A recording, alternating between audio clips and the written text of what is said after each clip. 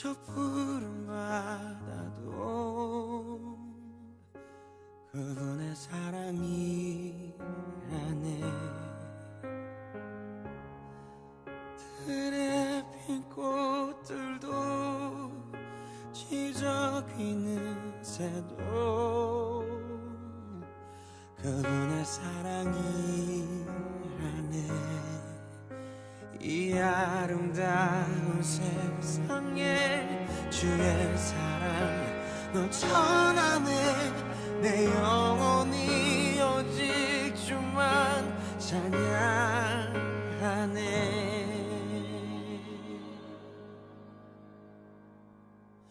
I see you 주님만 보아요. 높고 크신 사랑 놀라우신 사랑 I see you 주님 바라봐요.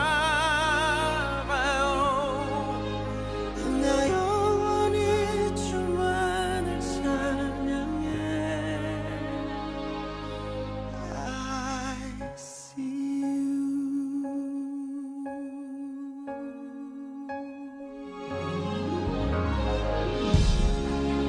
따스한 햇살도 밤하늘 달빛도 그분의 사랑이라네. 아름다운 이곳에 주의 손길 스며있네. 내 영혼이 오직 주만 찬양.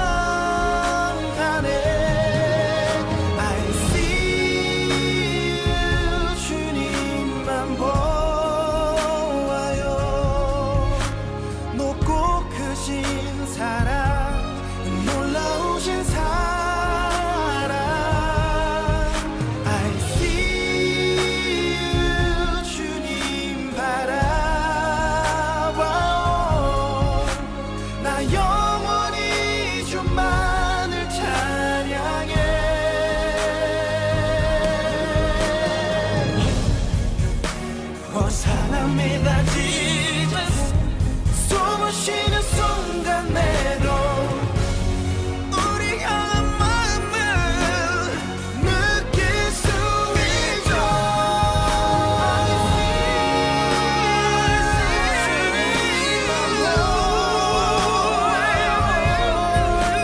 주의 권능 자비 놀라우시는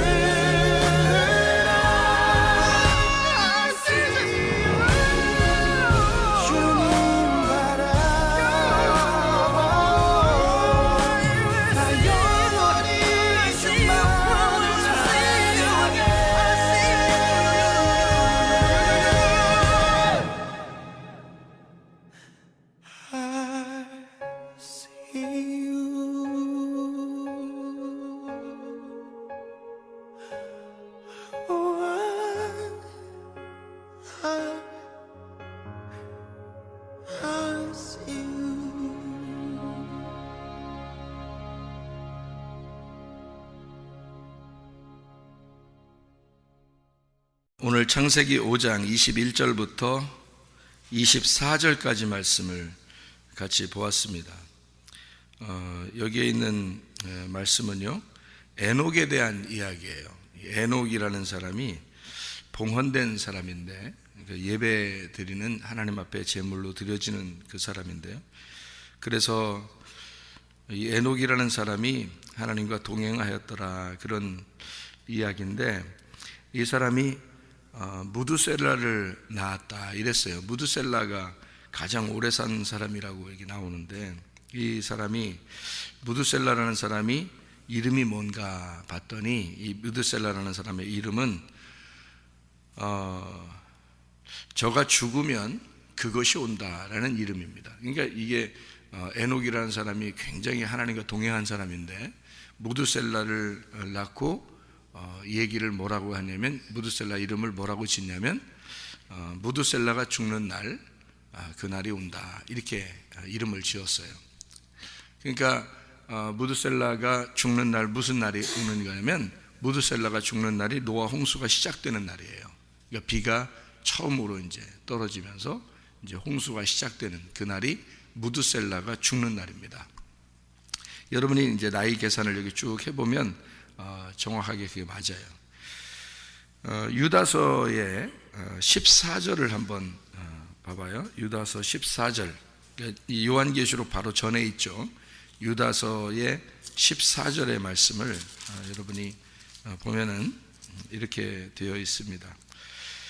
아담의 7대 손 에녹이 이 사람들에 대하여도 예언하여 이르되 보라 주께서 그 수만의 거룩한 자와 함께 임하셨나니, 이렇게 했거든요. 그러면 에녹이라는 사람은 보통 사람이 아니라 어떤 사람이라고 하는 거예요? 예언자입니다. 그러니까 에녹이라는 사람은 예언하는 사람이었다, 이렇게 볼 수가 있죠. 그러니까 이 에녹이라는 사람은 하나님과 동행하는 그런 사람이었고 예언하는 사람이었다. 그리고 무엇까지 예언할 수 있었냐면 예수 그리스도께서 하나님의 성도들과 그 주님의 백성들과 함께 오신다는 것까지 본 사람이죠. 그러니까 에녹은 창세기의 사람인데 그런데 요한계시록까지를 완성하여 아는 사람이었다. 그러니까 유다서에 이런 기록을 해놓고 있죠. 에녹이라는 사람에 대해서. 그러니까 에녹이라는 사람은 보통 사람은 아니다, 이제 그런 얘기죠. 그렇다고 해서 뭐 에녹이 특별하다 이렇게 보기도 어렵죠. 왜냐하면 똑같은 사람이니까, 우리들과 같은 사람이니까. 엘리야도 마찬가지죠. 엘리야도 굉장히 특별하게 성경에 쓰여 있는 것 같지만 사실 우리와 똑같은 사람이다라고 성경에 야고보서 5장에 기록해 놓고 있는 것처럼 에녹이라는 사람도 역시 우리와 같은 사람인데 에녹이라는 사람처럼 우리도 하나님과 동행하는 사람이 돼야 되겠다, 그 말입니다. 그죠? 그러다가 이제 에녹이 너무 하나님 앞에 이제 그 의롭고 합당한 사람이기 때문에 하나님이 데리고 가셨다. 이제 어떻게 보면 휴거의 모델이 되는 그런 그 사람이 되었다, 그렇게 볼 수 있죠. 엘리야도 죽지 않고 올라갔죠. 그것도 휴거의 모델을 삼아서 그렇게 성경에서는 기록을 하고 있습니다. 그러니까 들림 받는다, 그 말은 우리가 이제 그 휴거 그러니까 사람들이 또 이상하게 생각할지 모르니까 한번 설명을 해보면 들림을 받았다, 그 말은 땅에 속한 사람이 아니고 하늘에 속한 사람이 되었다, 이렇게 우리가 표현을 하면 오히려 이해가 더 잘 되는 말씀이죠. 우리가 땅에 살고 있지만 지금도 하늘에 속한 사람으로 살아야 된다 하는 것은 이렇게 들림 받은 사람으로 살아야 된다, 이 말입니다. 그러니까 땅에서도 하나님과 동행하지만 하늘에 올라가는 그 동행, 다시 말하면 땅에 속한 사람이 아니라 하늘에 속한 사람으로 땅에서 살고 있지만 여기서 하늘에 속한 사람으로 살게 되면 들림 받은 사람이 된다, 그 말을 우리가 생각해 볼 수 있습니다. 여기 이제 동행이라는 말을 우리가 잘 생각해 보면 이게 할라크라고 되어 있는데요, 이 동행이라는 말이요. 그런데 이 동행하더니라는 이 할라크라는 말이 또 나와요. 어디에 나오냐면 이렇게 나와 있습니다. 6장 9절에 보니까 노아라는 사람이 이것이 노아의 족본이라, 노아는 의인이요 당대의 완전한 자라, 그는 하나님과 동행하였으며, 이렇게 되어 있습니다. 그러니까 노아도 하나님과 동행하는 사람이었다. 이게 할라크, 예라크에서 나온 말인데요, 이 예라크라는 말이 걷다, 가져온다, 데려온다, 출발하다, 인도하다, 번성하다, 퍼지다, 커지다, 뭐 이런 의미를 가지고 있습니다. 그러면 이제 여기서만 이렇게 쓰여 있느냐, 그게 아니고 성경을 보면은 우리가 창세기 5장에 22절을 한번 또 보면요, 무드셀라를 낳은 후에 하나님과 동행하는 사람, 동행하며 자녀를 낳았다. 이것은 일반적으로 평상시처럼 살았다는 얘기예요. 그러면서 하나님과 동행했다, 이런 표현을 하고 있습니다. 그리고 여기에서 보면 5장 24절에 에녹이 하나님과 동행하더니 하나님이 그를 데려가심으로 세상에 있지 아니하더라. 세상에 있지 않은 생활을 말하는 거예요. 그렇게 하고 있더라. 이거만 나오는 게 아니라 성경을 찾아보니까 3장 8절에도 나와 있는 말이에요. 창세기 3장 8절 말씀.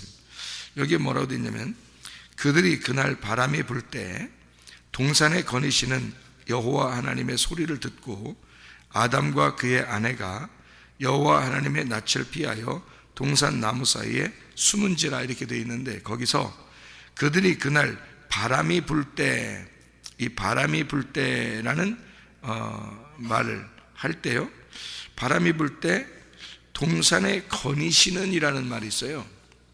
그러니까 바람이 불고 있는데 동산에 거니시는 게, 바람을 불 때라는 말은 하나님의 영, 하나님의 신이, 하나님의 영이, 하나님의 성령이 있는 뭐 이런 건데요, 그게 동산에 거니시는 이라는 말을 할 때 그 거니시는 이 할라크, 예라크, 동행한다는 단어예요.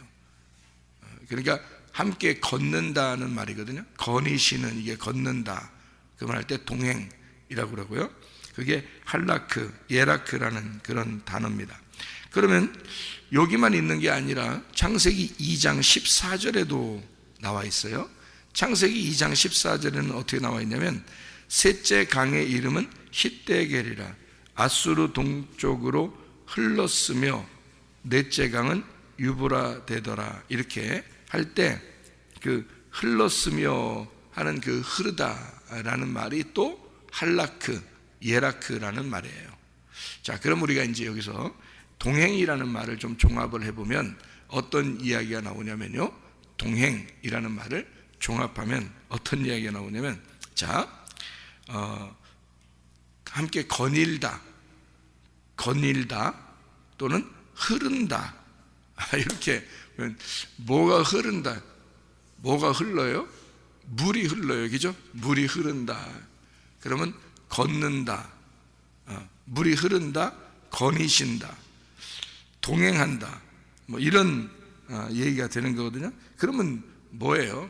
자, 하나님이 거니신다는 말은 뭐에 따라서 이렇게 움직였다는 말이에요. 아까 보니까 이게 창세기 3장 8절에 보니까 뭐가 이렇게 불었는데 하나님이 동산에 거니셨다 이래요.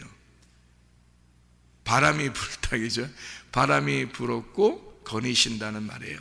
그리고 여기 창세기 2장 14절에는 뭐가 흘러요? 예, 물이 흘러요. 물이 흐른다 할 때 그게 동행, 거니신다, 할라크, 예라크, 이렇게 표현한단 말이에요. 그러면 잘 생각해 봐요. 이게 뭐예요? 바람이 불 때 거니시는 걸 할라크, 예라크라고 한다. 그 다음에 물이 흐른다라고 할 때 할라크, 예라크라고 한다. 그러면 동행이라는 말은 어떻게 되는 거를 동행이라고 그럴까? 바람이 부는 대로, 물이 흐르는 대로, 이게 동행이란 말이에요. 그러니까 남편과 아내가 억지로 어색하게 동행한다, 같이 산다, 이게 아니고 물이 흐르는 대로, 바람이 부는 대로, 이거 얼마나 자연스러운 겁니까? 그죠? 그러니까 동행은 자연스러운 거예요. 자, 무슨 말이냐, 이제 생각을 해보면요, 에녹이 하나님과 동행했다, 이건 억지로 어색하게 나 동행해야지, 나 하나님 응답받아야지, 뭐 하나님 내가 이렇게 안 하면 하나님이 싫어할 거야, 나 이렇게 하면 하나님이 좋아할 거야, 이거 아니란 말이에요. 그거 아니고 물 흐르는 대로 밥 먹고 잠자고 아기 낳고 그렇게 살았단 말이에요. 이게 물 흐르는 대로, 예? 바람이 부는 대로 밥 먹고 잠자고 아기 낳고 이렇게 살았다. 근데 늘 그가 하나님과 함께 살았다, 그 말이에요. 그렇게. 그 말은 자, 부인도 없고 애들도 없고 친구들도 없고 그냥 하나님하고 그렇게 살았다, 이런 말이겠어요? 그게 아니죠. 자, 부인하고 같이 있고 애기들도 낳고 애기들도 기르면서 그러면서 그가 하나님 안에서 살았다, 그 말이에요. 그러니까 물 흐르는 대로, 바람이 부는 대로 그가 살고 있는 걸 하나님은 동행한다라고 말한 거예요. 자, 이 무슨 말이냐면요, 우리가 억지로 신앙생활하거나 그렇게 생활하는 게 아니고 억지로 막 나 꿈이나 꿔야지, 하나님 능력의 꿈을 꿔야지, 예언을 해야지, 내가 이렇게 살아야지, 나 하나님 앞에 절해야지, 금식해야지, 그래야 하나님이 좋아하실 거야, 이게 아니라 우리의 생활 그 자체가 우리가 숨을 쉬고 밥을 먹고 또 이야기하고 이렇게 예배드리고 말씀 보고 이렇게 기도하고 그냥 이렇게 생활하는 그 생활 자체가 걸어다니고 운동하고 이렇게 생활하는 그런 모든 게 다 하나님 안에서 있다고 생각하는 거예요. 하나님 안에서 바람이 부는 대로 그 바람이라는 하나님 안에서 내가 산다. 이 물이 흐르는 그 물 말씀 안에서 내가 물 안에서 하나님 안에서 내가 살고 있다라고 그냥 그대로 흘러가는 대로 내가 그냥 살아가는 대로 이렇게 살아가는 그 자체를 하나님과 동행이라 이렇게 말하는 거다. 그러니까 억지로 너희들이 하나님과 동행하는 걸 만들어내는 게 아니다. 한마디로 말하면 자연스러운 거다. 우리의 생활이다. 우리가 지금 생활하는 그것이 하나님과 동행이다, 이 말이에요. 근데 이 사람이 말씀이 있어. 그리고 그 말씀 안에 살고 있어. 그리고 하나님을 믿고 있어. 그 하나님 안에 살고 있는 건 억지로 내가 하나님과 동행하려고 만들어내는 게 아니라는 거예요. 마치 부부가 됐기 때문에 그냥 자연스럽게 같이 밥을 먹고 또 같이 얘기하고 또 같이 잠을 자고 같이 아기도 낳고 그냥 그렇게 살아가는 그것을 부부가 동행한다 그러는 거죠. 그죠? 함께 살아간다. 이게 흐르는 물의 흐름이에요. 이게 바람이 부는 대로 이렇게 되는 거예요. 그런 자연스러움이 우리에게 하나님과 내가 그렇게 살아가고 있다는 거예요. 그 하나님 안에서 나의 모든 생활이 다 그 안에 포함되어 있는 거라는 거지. 그게 하나님과 동행한다는 거지. 어떻게 하나님과 동행한다 그러니까 에녹이 특별하게 어떻게 했다는 그런 얘기 아니에요. 이게. 그러니까 사람들이 착각하는 거죠. 그러니 집안 다 내팽개치고라도 자기는 맨날 철야하고 맨날 금식하고 맨날 이상한 그렇게 해야 하나님이 좋아하시는 건 줄 알고 그러면 그게 아니죠.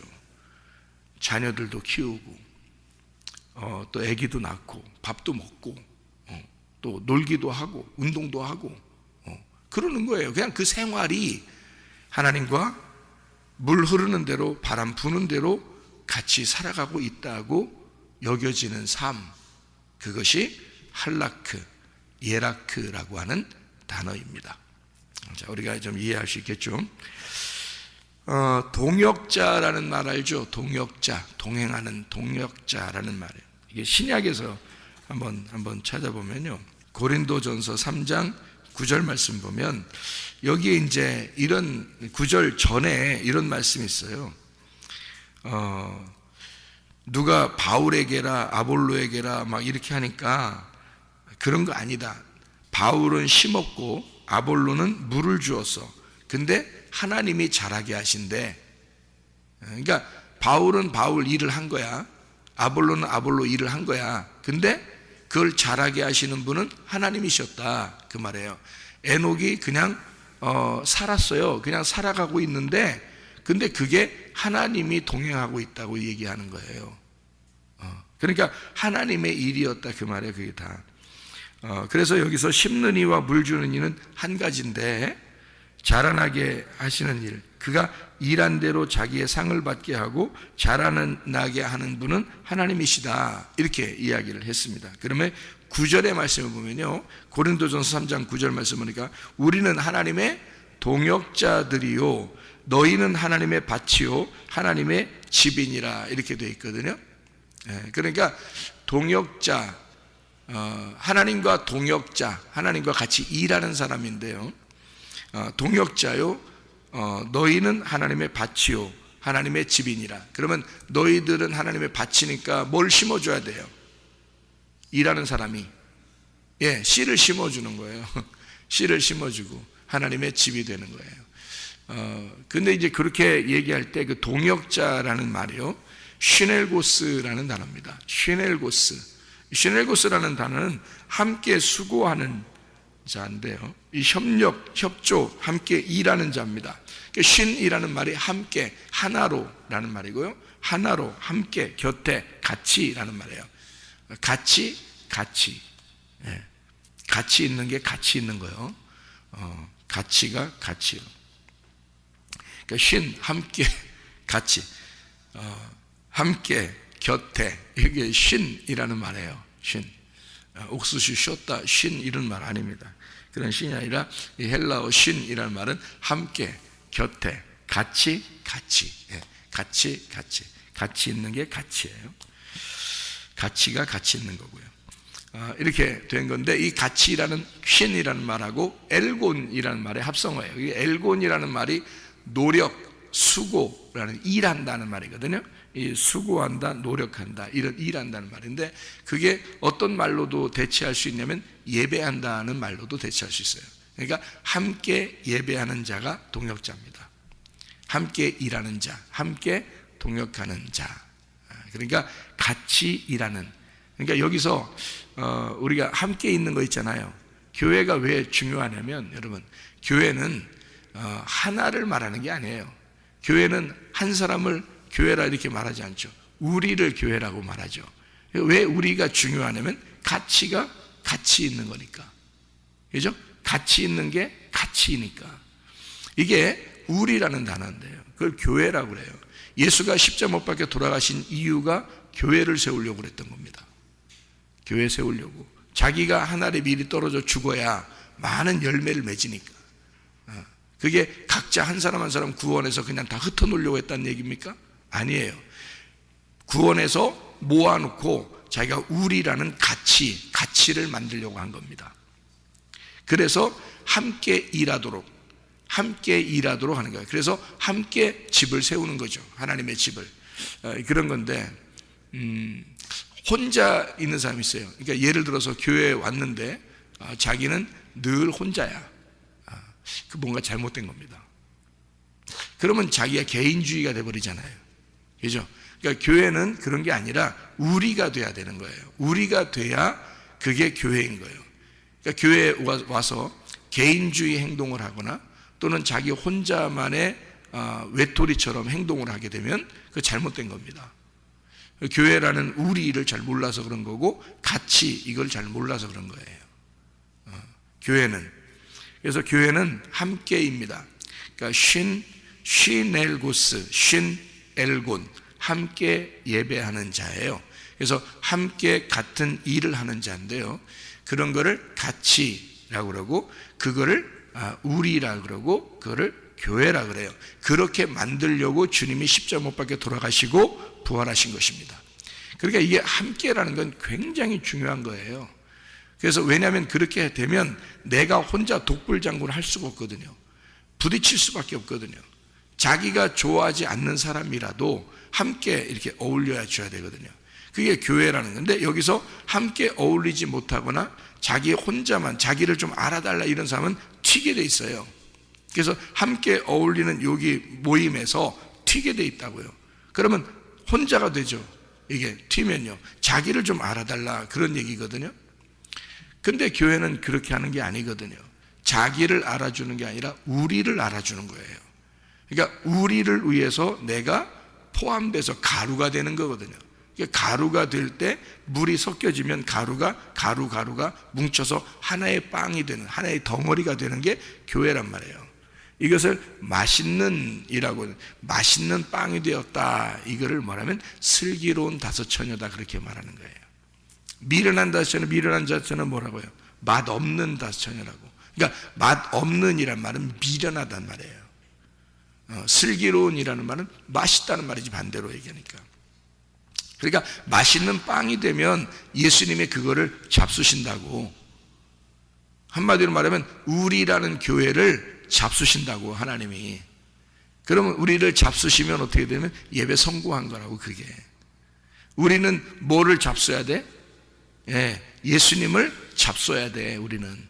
그래서 예수님이라는 말씀을 잡수시는 거, 그분의 영과 그분의 진리, 그것을 먹음으로써 우리는 예배를 성공하는 거고요. 하나님은 우리를 먹는 거예요. 우리라는 교회를 먹는 거야. 하나의 빵 덩어리, 네가 가루가 됐구나. 네가 가루가 됐구나. 그 가루가 섞여져서 하나의 빵이 되는, 맛있는 빵이 됐구나. 맛있는 빵은 어떤 빵을 얘기하면 진리의 말씀을 버무린 진리의 말씀의 빵이 돼야 된다는 거예요. 다시 말하면 슬기로운 빵이 돼야 된다는 거죠. 그래야 그것을 맛있게 먹죠. 자, 반대로 하면 미련한 빵이 되면요, 미련한 빵이 되면 맛 없는 빵이 된다는 거죠. 안 먹어, 하나님이. 그러면 예배 실패하는 거예요. 아무리 100번, 1000번, 수십 년을 교회 다니면서 예배 드려도 실패입니다. 미련한 사람은. 왜냐하면 하나님이 맛없게 생각하기 때문이에요. 그래서 결국에는 수십 년 교회 다녀도 자기 혼자예요. 자기 안 알아주면 튑니다. 그런데 가루가 된 사람들은 그렇지 않죠. 가루가 된 사람들은 자기를 가루를 내서 자꾸 섞이죠. 섞여서 서로 하나가 돼서 우리라는 걸 처음에는 잘 몰라죠. 처음에 교회 오면 잘 모르죠. 그러다가 점점점 가루가 되면서 자꾸 섞여서 하나의 빵이 되는데 맛있는 빵으로 나온다는 거죠. 근데 우리라는 빵이 나오는 거예요. 내 빵이 나오는 게 아니라 내가 가루가 됐으니까 내가 섞여진 우리의 빵이 나와서 서로가 격려하고 서로가 위로하고 서로가 하나가 되는 가치가 되는 거예요. 그게 교회라고 하는 것입니다. 참 아름답죠. 진짜 아름다운 겁니다. 그게 이 땅에서 여러분 가정을 생각해 보세요. 가정에서 남편 따로, 부인 따로, 애들 따로, 이거 아름답습니까? 그게 아름다운 가정이에요? 아니에요. 교회는 하나님의 가정이에요. 하나님의 집. 이거는 각자 따로 자기 알아달라고. 이게 교회라고 하는 건요, 하나님의 집이라니까요. 하나님의 가정. 그러니 내가 혼자 있을 수가 없는 거예요. 같이 말씀 안에서 물이 떨어지잖아요. 말씀이 떨어지잖아요. 그러면 가루가 탁 뭉쳐버립니다. 그렇게 돼야 되는 거예요. 그래서 주물딱 하나님이 주물딱 이게 이렇게 주물딱 하는, 그렇게 만들어내는 거예요. 이걸 만들어낸다, 조성한다, 그렇게 말하는 거죠. 그렇게 만들어내서 하나의 빵, 슬기로운 빵을 만들어내요. 맛있는 빵이죠. 하나님이 먹기에 아름다운 빵이에요. 그게 교회라고 하는 것입니다. 교회는 혼자가 아니라 우리가 된 사람들을 말하는 거죠. 그러니까 욕심이 없는 거죠. 탐심이 없고 서로 독불장군이 없고 자기 혼자만 생각하지 않고 고집부리지 않고 자존심 세우지 않고 삐지지 않고 짜증내지 않고 화내지 않고 그렇게 되는 거죠. 자기만 알아달라고 하지 않고 서로 가치를 알아줄 수 있는 그런 사람이 된다, 그런 말입니다. 우리 잠언서 13장 20절 말씀을 여러분이 아니까 잠언서 13장 20절 말씀을 여러분이 보면요, 이런 말씀이 있어요. 지혜로운 자와 동행하면 지혜를 얻고 미련한 자와 사귀면 해를 받느니라, 이런 말씀이 있죠. 지혜로운 자와 동행하면 지혜를 얻고 미련한 자와 사귀면 해를 받느니라, 이렇게 되어 있습니다. 그러면 자, 지혜로운 자와 동행을 하면 지혜를 얻는다. 자, 미련한 자와 동행하면 해를 받는다. 이게 어떻게 되어 있어요? 그러니까 이렇게 딱 반대로 이렇게 딱 나누어져서 두 개로 반대로 이렇게 되어 있죠. 그러면 성경은 다 두 개로 반대로 나누어져 있다고 이렇게 얘기했죠. 그러면 이렇게 딱 나누어졌으니까 해를 받는다는 말하고 지혜라는 말하고 완전히 반대가 되겠죠. 그러면 해를 받는다는 말이 어떤 단어냐면요, 루아입니다. 루아. 이 루아라는 이 단어가요, 손상하다라는 말입니다. 이 손상, 귀를 먹었다, 소리를 쳐서 귀 먹었다, 이 말이거든요. 그게 손상이 됐다, 귀가 손상됐다는 말이에요. 루아라는 말이. 그러니까 미련한 자와 사귀면, 미련한 자와 동행하면요, 루아, 손상이 돼, 귀가 손상이 됩니다. 그러니까 미련이라는 건 맛이 없는 거고, 맛 없는, 그러니까 하나님적이 아닌 거죠. 그러니까 자, 사람은 다 맛이 없고 예수는 맛있어요. 자, 내 말은 맛이 없는 거고 하나님의 말씀은 맛있는 겁니다. 하나님의 사람들에게는. 그렇죠? 그러니까 하나님의 사람들에게 미련한 자는 맛이 없는 거예요. 그런데 미련한 자와 동행하게 되면 귀를 손상받아요. 뭐가 이렇게 타격을 받았다는 얘기입니다. 귀가요, 귀 먹었다는 말이에요. 귀 먹으면 어떻게 해요? 안 들리죠?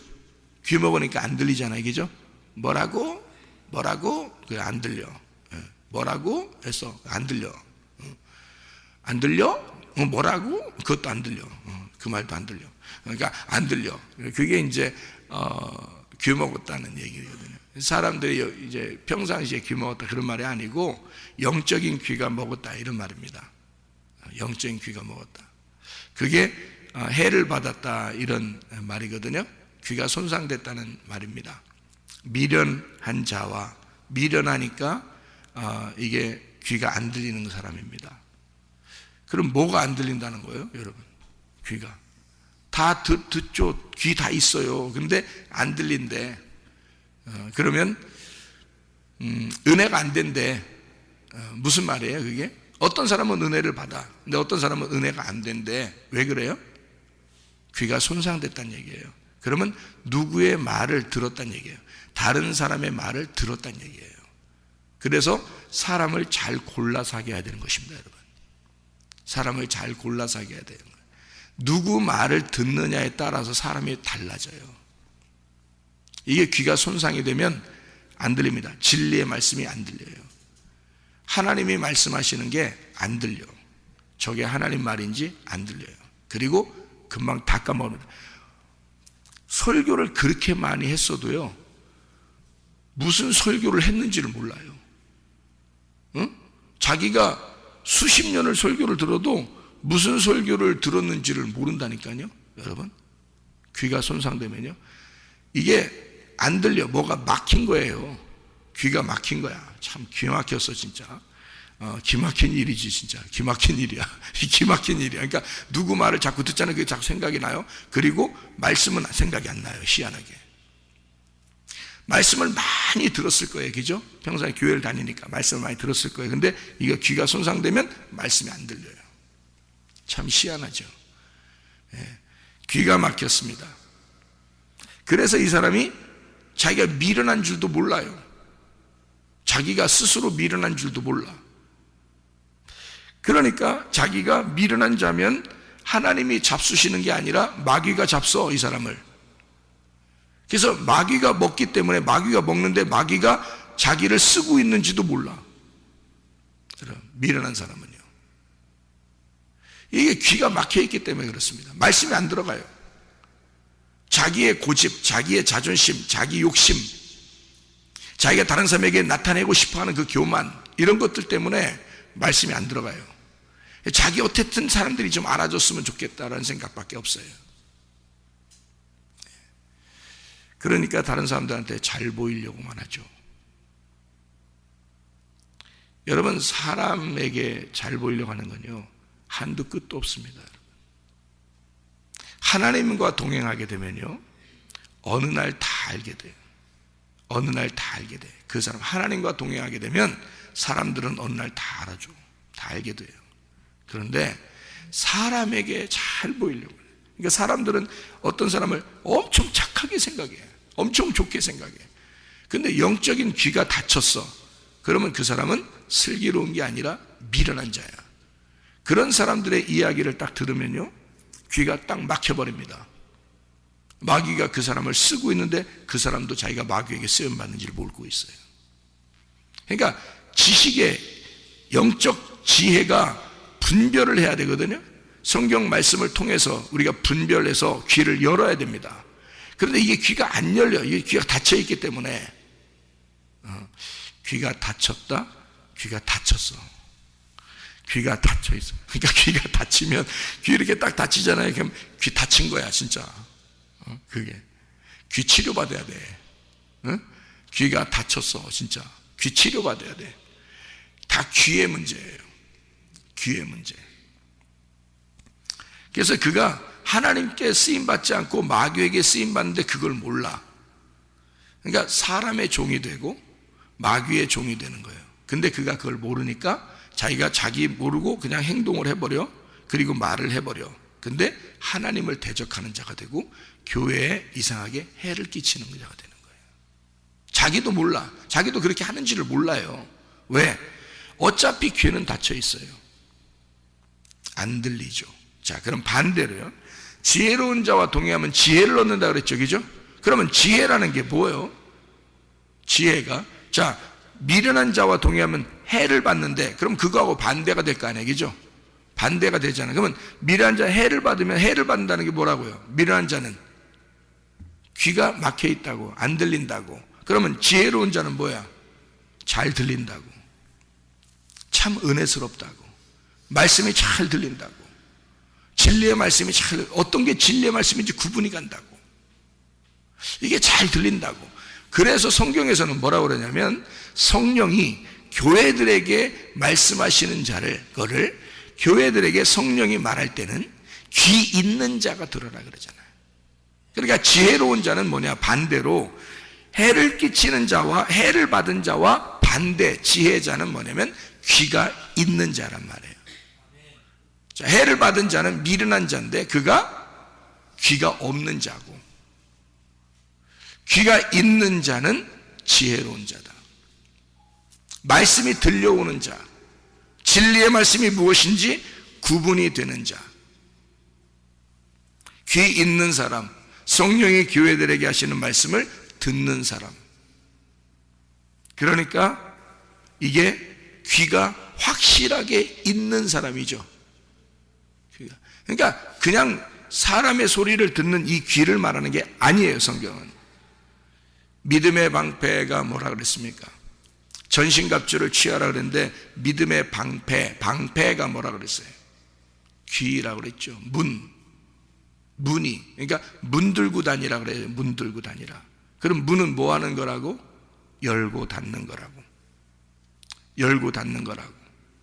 그러면 귀가 이 머리끝에서 발끝까지 중에서 열고 닫는 건 귀밖에 없어요. 귀. 그래서 열고 닫는 건 어떤 건 닫아야 돼. 듣지 말고. 근데 어떤 건 열어야 돼. 들어야 돼.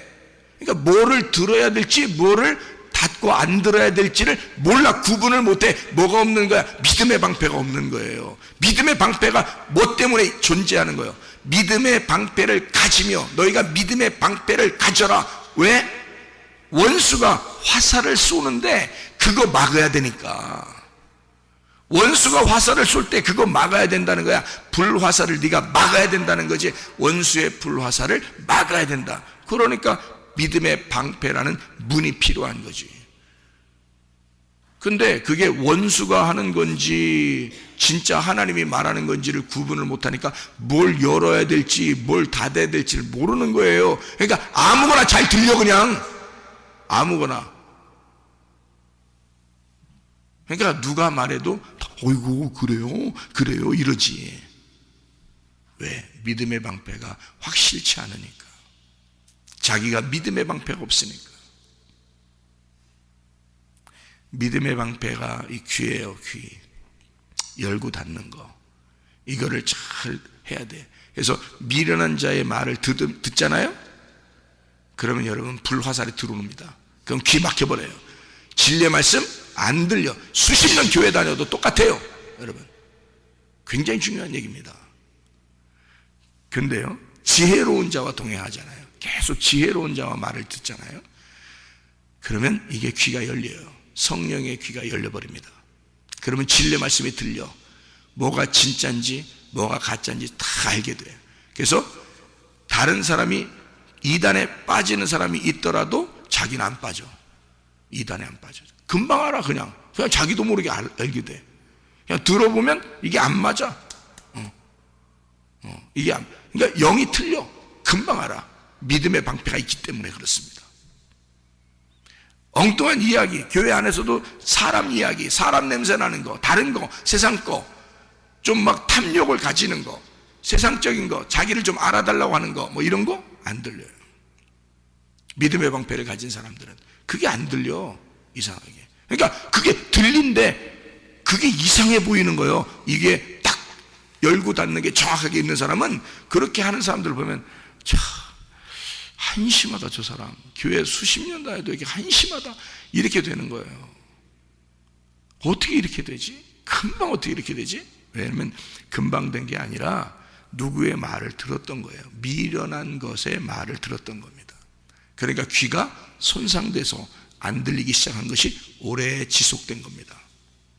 그러니까 진리의 말씀이 안 들리는 거예요. 이게 오래 지속되니까. 그러니까 귀에 막힌 자가 되는 거죠. 그러면 마귀가 쓰는 사람이 되고, 그 사람은 자기도 모르게 하나님을 대적하는 자가 된다. 여러분, 귀 막고 안 듣는 사람 있죠? 그걸 우리는 보통 뭐라 그래요? 교만한 사람이라 그렇게 말합니다. 베드로전서 5장 5절에 보면 교만한 사람은 하나님이 대적하신다 그랬어요. 하나님과 대적자가 돼. 그래서 사탄이라 그러는 거예요. 그거를. 사탄이 뭐 뿔 달리고 어디 돌아다니는 줄 알아요? 아니에요. 사람이 사탄인 거야. 그 사람이 사탄이 되는 거야. 하나님을 대적하는 자가 돼. 어떤 사람?